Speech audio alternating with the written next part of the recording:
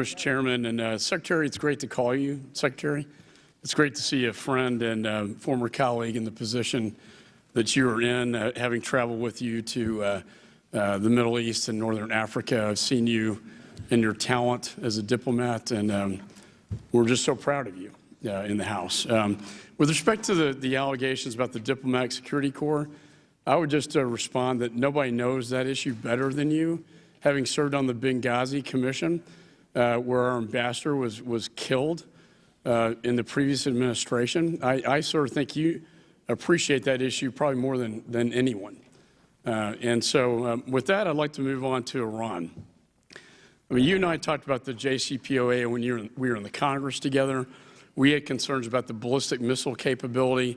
We had concerns about the inspections not being anytime, anywhere, no access to military installations, and the $150 billion that has gone into terrorism, that now we see the Shia crescent, as Netanyahu calls it, into Iraq, Syria, and Lebanon, and now Yemen.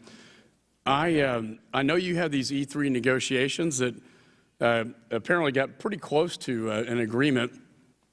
I applaud the efforts to move forward with more leverage on Iran by lifting the sanctions in a 90 to 180-day time frame. Can you tell us about what the status of those negotiations are, and if there is any path forward to come forward with a deal with our European allies, the Saudis and Iran? So we're not very far along. We're only a handful of days post the President's decision to withdraw from the JCPOA. But a number of discussions have taken place at below the foreign minister level. I am planning for, depending on, frankly, my schedule, sometime in early June or mid-June to gather up with a number of partners, including the E3 partners, to plan our way forward. There is near perfect overlap in our values and interests on this. There is no dispute about the Iranian missile program, about its malign behavior, about the assassinations that were spoken about earlier. Everyone agrees to the problem set. We need to find a path forward together to address it. And economic sanctions get a lot of attention. They're important. They're an important tool, but there's a great deal more to that, some of which we can talk about in this setting, some of which we cannot, each of which needs to be delivered globally. So when you think about our allies here, it's not just the three Europeans. We have Arab countries in their backyard. We have the airport in Riyadh that has missiles landing in it. There are Americans going to land in the Riyadh airport within the next 12 hours. These are serious issues. We're simply asking Iran to be a normal country. Some said my remarks were fantasy. How about stop killing folks? It doesn't seem like a fantasy. We demand it of every country in the world. We certainly ought to be able to achieve that and get our partners to agree to help Iran be. Well, I think the President put the right man in the job to get that done. We have every faith and confidence in you. North Korea, you're one of the few, if not only American diplomats to have met with Kim Jong-un, which is an incredible experience, I'm sure.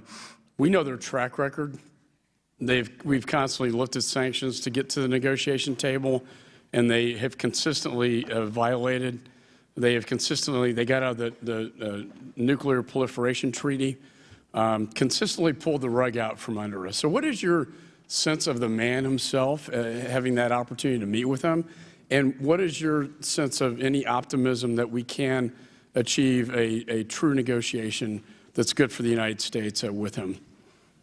So it is always with the deep knowledge of the history of the relationship and the North Koreans' unwillingness to honor their commitment that one begins any discussion on this. One eyes wide open that we have been fooled before and can't permit that to happen again.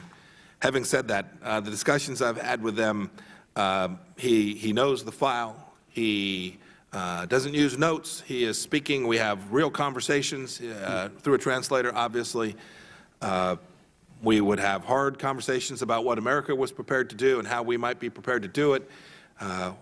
Our demands, the things we need from North Korea in order to achieve that, are real conversations, not stilted talking points as we've had in the past with the North Koreans. He's from a different generation and at a different time. And it's my hope that when he and President Trump get a chance to be together, that we can get the North Koreans to make this strategic shift about how best to serve the country, that the nuclear weapons program isn't in fact the thing that keeps the regime in power, but the thing that prevents the regime from being in a place it wants to be with economic success. No, thank you, sir.